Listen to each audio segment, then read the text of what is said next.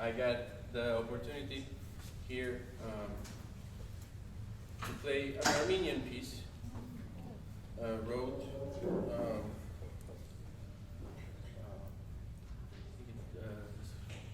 around the age of the violin from Shony, around 1640s. It's a very old piece, and it's called The Crane. It's a song, so I will read for you a little bit of the lyrics. It basically talks about a soldier who went to war, and he asks the crane, which is a bird, he's asking, "Crane, so you come, I am a servant of your voice. Crane, don't you have a fabric in our world? Don't you have a dowry in our world? Do not run, you will reach your flock soon. I left and came to my milks and my gardens, because I will do it, my soul will be saved. Crane, do not stand for a moment, your voice is in my soul. Crane, don't you have a dowry in our world? You will not take anyone who asks you anything.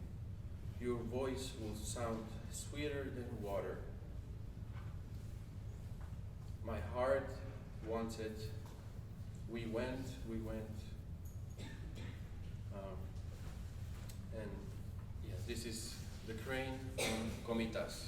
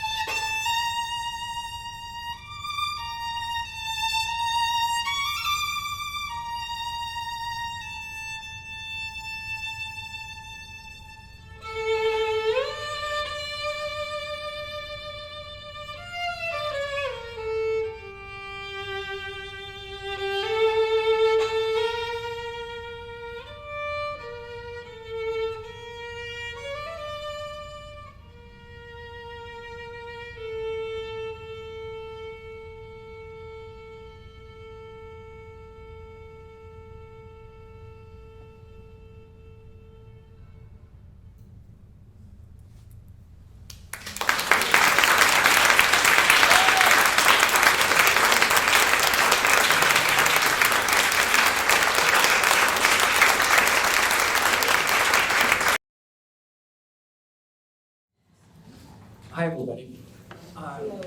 It is such an honor to be here. And I want to thank Jen Maxey and the museum. I mean, to be able to see your, the film that you worked on played in this venue, it's really touching. Wow. We've played, this isn't the first time we've done this. We've done this in very big crowds, but this run feels special to me. Wow. Thank you for coming. Thank you very much for coming. Thank you for making the film. Thank you. Thanks.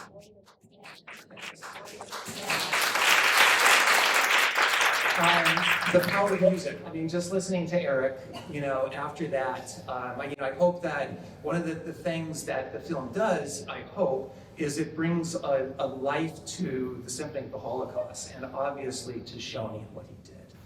And how he used the power of music to survive and to leave this legacy that he left for all of us. And to have Erik playing it, it's just an honor to listen to you. So we're gonna open up, and I'm just, we've all been together for a while, and we were in Auschwitz, over a year now, or so. Just a little over a year, almost exactly a little over a year. Yeah, but it started well before that, and we're all kind of tied together now. But I wanted to, just upon reflection, and whatever questions you have, I'll open it up just a quick second if you would just indulge me. Dinah, when we drove in here today, we went by your parents' house. They were literally right down the street here. And one of the things that always stuck with me, like when we were first talking, was how you talked about how your dad would come home from work and he would stand outside your mom's window after a hard day's work and serenade her with his violin. The heart of this is a love story. But I'm just wondering about, with a little bit of time now has gone by, you've seen it, and to see it in a venue like this, just reflections on this whole kind of journey, and to see your dad up there with his legacy. Is this working? Yeah.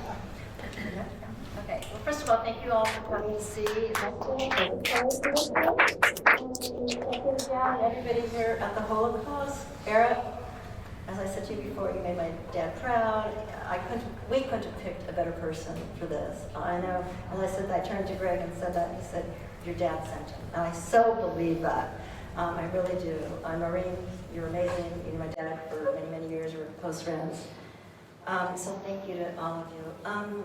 It's interesting that you said that this was particularly emotional, or you were impacted by seeing it here. I felt the same way. We've seen it in larger places, and for some reason, maybe being more intimate, it's always bittersweet. As you can probably see by my face, I always cry.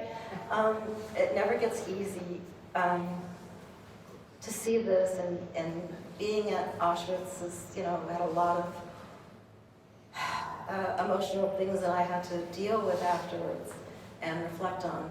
But seeing his dream come true, it's just a miracle. It's just incredible. I'm so proud of him and his music and this journey that we've been on that I never expected to be at Auschwitz. I never wanted to go. Last person, I should be. But it's just been an incredible, reflective, bittersweet journey. I was trying to think of another word as well, but I've had a lot of things happen this last year in my family with some health issues for my son.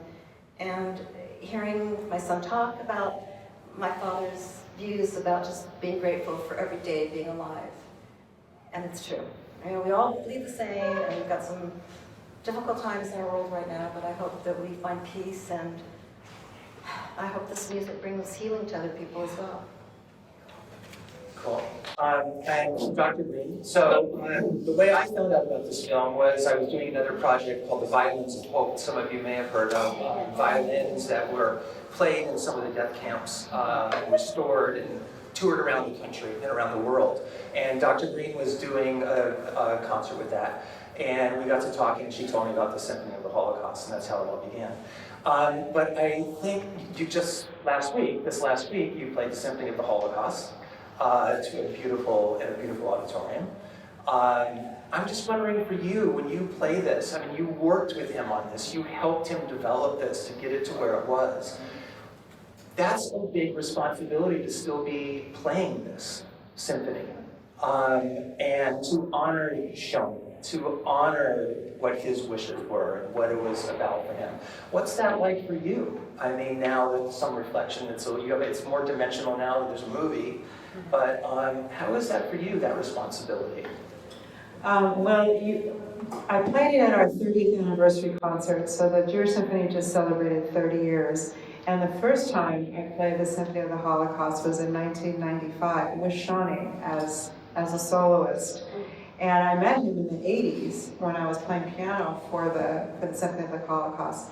So it's interesting that the evolution of working with him as an accompanist is very different than working with him as a conductor. And that's really when we talked about the relationship of the music and the accompaniment and how it works. And then it was orchestrated. It was actually orchestrated by my clarinetist, Znoni Goro, who's been with me for 30 years. So so when I played it in 1995, I was, 30 years ago, I was 34, I guess. I just turned 65. And you have a different perspective on life in your 30s than you do in your 60s. And then we played it again 20 years later at the Soraya, which was filmed here, for 2,000 4th through 12th graders as part of their education program. And playing it for kids, or students who don't have a relationship with the Holocaust, or this is the first time they've heard about the Holocaust, and we teach it through music. We teach it through the eyes of the composer and survivors. And to kind of feel the students' reaction to it is a whole different experience. The experience on Sunday night, after the attack on Israel on Saturday night, was also a very different experience. Mark played, and he's an exceptional soloist. He's a member of the LA Phil. And you could feel the audience, and Dinah was there with us, and experiencing the symphony again. Every time I play it, I marvel, because you can feel the audience behind you. Like, as a conductor, I'm actually a conductor, a conduit between the orchestra and the audience, and there's like this energy flow that goes through me. You can feel it, it's palpable. And on Sunday night, the difference was my maturity, because they say you read the Bible you go through and you read the Torah, but you've changed every time you read the story. So every time I perform a piece of music, the music hasn't changed, but I've changed, and how I look at it has changed, and how I feel about it has changed.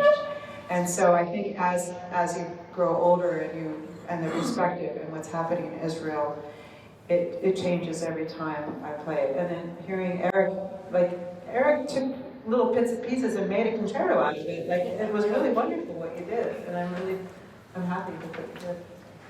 And Erik, so the scene in the film where he's on a Zoom call with Dinah, and that's the first time, Dinah's tracked her father's amazing violin down, and she had no idea who has it. And all of a sudden, you pop up on a Zoom call, and Dinah starts to talk to you. And you've done you knew that they were looking for you.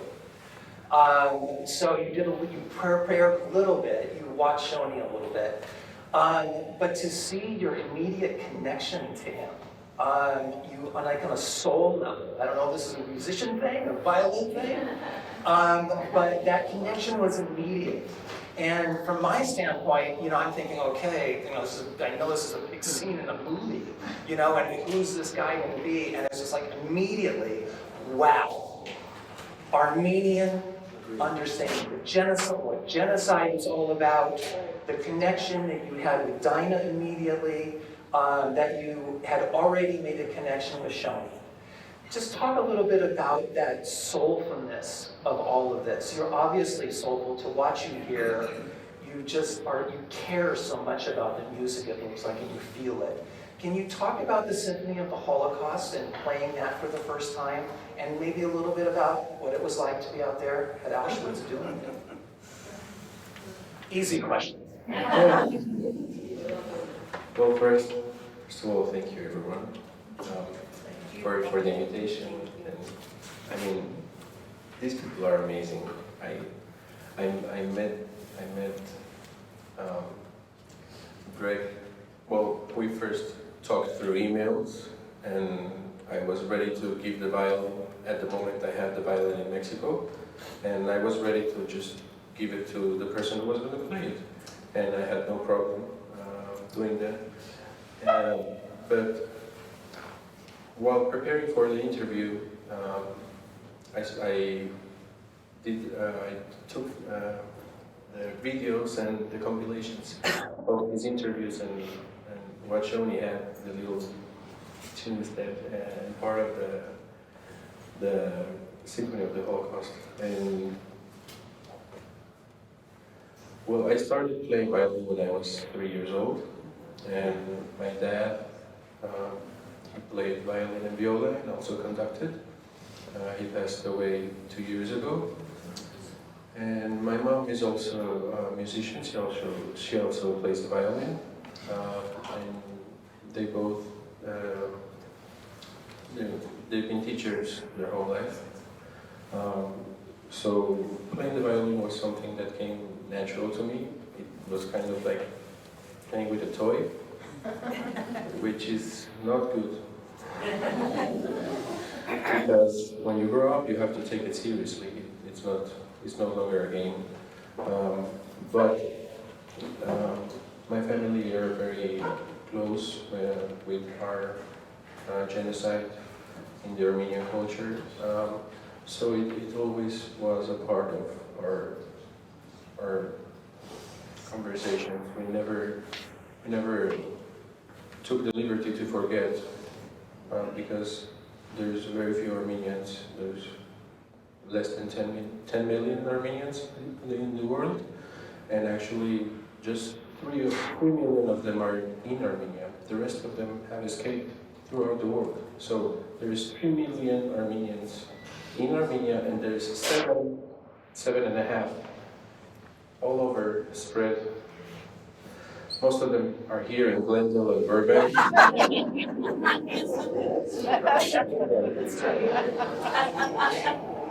First time I came here, just a little parenthesis, first time I came here, I saw the Armenian churches and Armenian restaurants, and I was like, wow, this is the closest that I'm ever gonna get. Where in Mexico? Oh, in Ensenada. It's like a 4.5 hours drive from here. Beautiful place. So yeah, I'm a firm believer that Shony also had that same vision of a violin, using it as a toy. I mean, from the way that you see his eyes moving and his body, it was from the first moment that I saw him, without knowing his history, you can see when someone is enjoying it, or he's just playing because his dad told him to play. You have to practice, but that's all you have to do. But then there's a time when you have to take back your childhood and start to enjoy it again. And participating in this documentary, and it gave me back part of my childhood and liberty to take back the love and the respect for this instrument, which is very hard. It's very hard. And going to Auschwitz was one thing I will never forget. Because there's no, besides a couple of places, there is no memorials for the Armenian genocide. There is not much information spread around it, and it's sad because it's getting forgotten, and I'm very proud of this opportunity, and I'm very proud to come here and speak and play for you guys, and very happy to have met Taina. My pleasure. Really, I'm so honored to have you in our lives and part of the family now, and Yes, I hope. we're forever connected. Yes. Thank I you. will never stop playing this piece. I hope to play it all the rest of my life and keep sharing this story whenever I have the chance, because it's something very important for us as humans, as a human race, not just one race. And what else did you ask? Yeah.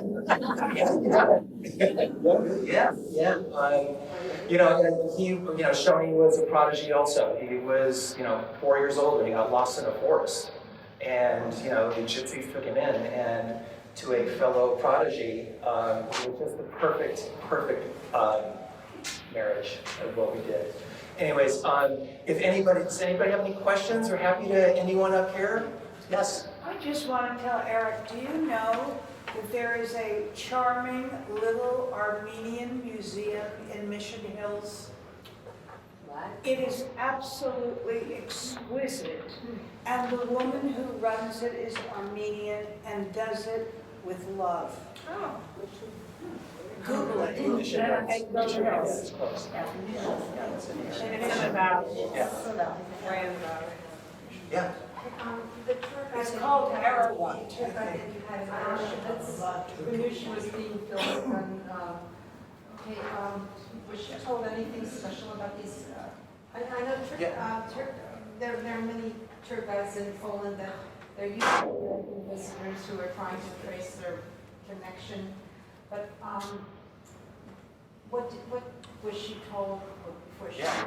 Sure. So, so you heard the tour guide, Sabina, who took them through Auschwitz. She was wondering about kind of how that all happened, right, and what she knew before.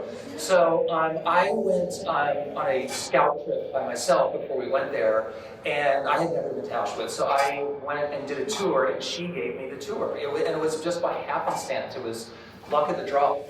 And after the tour, she spoke really good English. And I told her what we were doing, and she wasn't aware of Shony, but she knew that there were, stories similar to it. And I just asked her, I said, would you go ahead and be their tour guide when they get here? And she didn't want to do it. She kind of hesitated and was like, I don't know, I don't want to be on camera, and, all that. But she cared so much. So I asked her a couple times, and finally she said, yes, she'd do it. And I told her very little. I didn't want her to know much, but I wanted her to have a baseline that who Shony was and what they wanted to do and what they were coming back to do. And so that's really all she knew. You see, in Auschwitz, because they assigned him to physical labor, that by the time they picked out people, the Nazis asked, can someone play the violin? That wasn't I know an enough about the violin that you have to keep your muscles in shape. You have to keep them in shape. So I think it's amazing that after all that time being separated from the violin and having fingers that probably have calluses on them, and I think it's amazing that he was able to come up with something given the circumstance, given to what he witnessed beforehand with 2 violinists that were killed because the Nazis didn't care for their playing.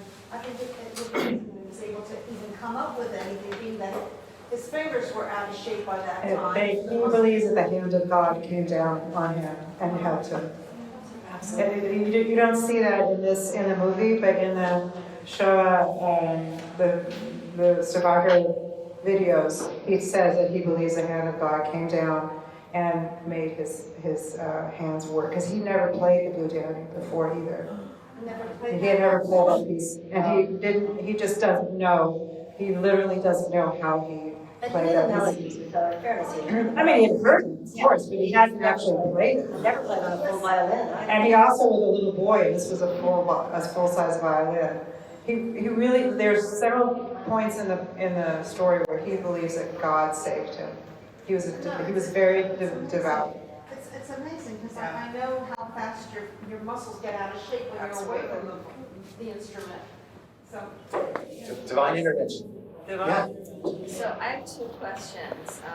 One is for Dinah, and that is, at the end, it quickly mentioned in the film about his brothers and sister, you know, like discovering them, and can you talk a little bit about that? And then the second is, for Erik, how did you end up, you know, living where you live right now? That's interesting. Yeah.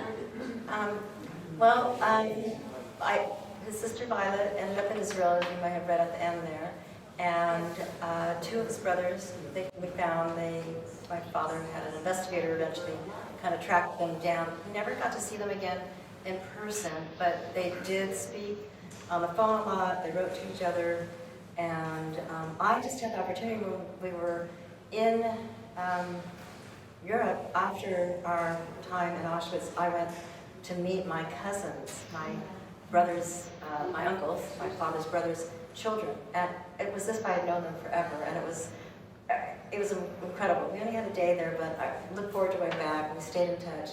And there was just a connection. And even now, after so many years, I've never met them, and we're older. And it was as if we had known each other forever. And we didn't even speak the same language. They spoke Romanian, one spoke English, one spoke Spanish, I spoke only English. So my husband and I made that trip, and it was very remarkable, and so grateful for that. Yeah, well, I was born in Armenia, and I came to Mexico when I was 3 years old.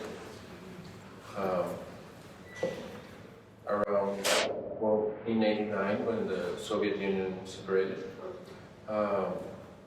there were complications, obviously, between the presidents, and there were political persecutions, and one of the perks of being a musician in that time was that basically most artists were kind of untouchable, because they regarded the arts as a very highly, what's the word? Untouchable, respectable. Yeah. Yeah. So when problems came, they usually would take the most famous composers and get them to a safe location where war couldn't touch them. So my parents, being both musicians, they were on tours, and being in the chamber orchestra over there, the National Chamber Orchestra, they had, it was kind of easy for them to, not have the same problems as most people. I mean, in those times you wouldn't have clean water or gas or electricity. There was many years of, they called it the dark years, but like 3 or 4 years without anything. So when the contracts ended and people started getting persecuted, so my mom and my grandmother said no. And my grandparents took my older brother, Elton. Yeah, and they went to Germany, and my parents sent up job applications. It was going to be Mexico, Greece, and Argentina. And somehow we ended up here. They loved Mexico, and the plan was to slowly move up to the States. And I don't know what would have happened if I had stayed there, or gone to Greece, or come to here to the States. I don't question that myself, because I'm very happy to see how things have turned out. And yeah. We're glad you ended up in Mexico. Yeah. Yeah. Go ahead. First of all, I want to say thank you for the beautiful production, and Erik, you're wonderful. And Dinah, Yes. I want you to know that I met your father Oh, in person. wow. I'd love to hear about that. My husband was a Holocaust survivor as well. And we used to follow him everywhere we played in the privileged and beautiful restaurants on Wilshire Boulevard and no matter where. And we were always trying to go to have dinner in the restaurants and had the privilege of listening to him in person. And not only that, I happened with your neighbor down the street. Where? When we were I in, live on First and Vista. on Vista. Yes. Oh. So that's where your father lived, I think. Yeah, that was when we were driving in, I was showing Greg that that's the last place, yeah, on Vista. I thank you very much, all of you. Thank you. And as long as, if I may say two more things. One, to answer your other question about my family, I am very close to my father's sister, Violinist. When they got in touch, my father sponsored, my mom and dad sponsored their son and his wife to come to America from Israel, and we're very close. And we're very close. I just saw them a few weeks ago, so it's been really lovely to be able to have that relationship. And going back to you, I also met two other people who, Eleanor, right? Who knew my mom and told me, I was like, if I may say, that she met my mom, who always talked about the love of her life and how she adored and worshipped him, as the word she used. And then I met another gentleman and his wife who got married and met my parents at Perino's, one of the restaurants my father played at before. There you are. And he asked them to play. They asked him to play at their wedding, and he did. So that was really wonderful to hear that. It was really just, we went to Perino's and we were young 20-year-olds and we really didn't have much money. And Perino's was the #1 restaurant at the time. And he was playing the violin, and when I was little, I played the violin and was not very good. But it totally, touched my soul. And we sat down, he invited us to sit at his booth, and he told us about his life. And we said, you have to play at our wedding. So July 31st, 1977, your father played at Beverly Hills Hotel at a kosher wedding.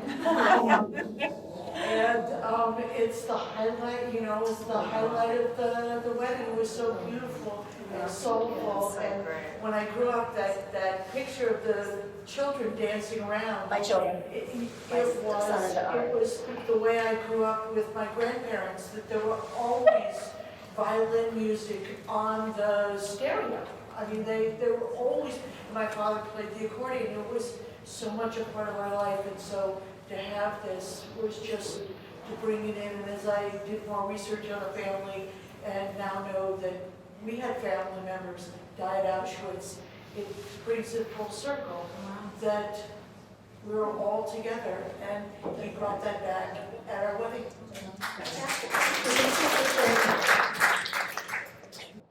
Ever learned to play the violin or any instruments? I played piano. My brother was very good, played with, accompanied him at many of his concerts. Noreen will attest to that. I played piano, not as well, for sure. And I took violin in junior high for one year. Might have been one semester, I don't remember, but it was, my dad was great, and he was very patient, but I knew that the violin was not the instrument for me. But he was very patient. We're getting this, but sir, go ahead. One more. No, I just wanted to ask, since we have some musicians here, is there anything in the human experience that exceeds human expression more than music? Does the violin epitomize that? And lastly, when did Shony get the violin that he played for many years after? Yeah. So if the question was, is there anything higher in expression of the human experience than playing music? I think if you ask a dancer, she'll say dancing is. If you ask a painter, she'll say painting is. So I think any expression of the arts lifts you above the, life, right? It lifts you up. And for me, it's music. For my daughter, it's painting. For other people, it's dance and singing. Well, singing is still music. So, and the other, how did Shony get that violin? He was actually loaned it when he was playing at a restaurant. A patron had this incredible violin that he wasn't using, and he lent it to Shony. And Shony and then he said Shony could purchase it, but he couldn't afford it. And so he paid for a couple installments, and then the guy said, just keep it. So that's how we got the violin, right? Does that tell the story? Where is the violin now? The violin now is at, is it the violin shop? Yeah. Okay, it's at the Robert Coward Violin Shop. It's actually for sale. They're very, particular. Jonathan, who you saw that was interviewed, plays in the Jewish Symphony. And he's very protective of the violin, as is Robert Coward, as to who they're going to sell it to. So it's there. Did you have a question before? I thought you had your hand up. June? Oh, well, I just wanted to say congratulations, Greg. I thought Greg did was spectacular. Yes. I know that things do fall some tea leaves and you settle into a good film, but I know what it takes for a director to make that all possible.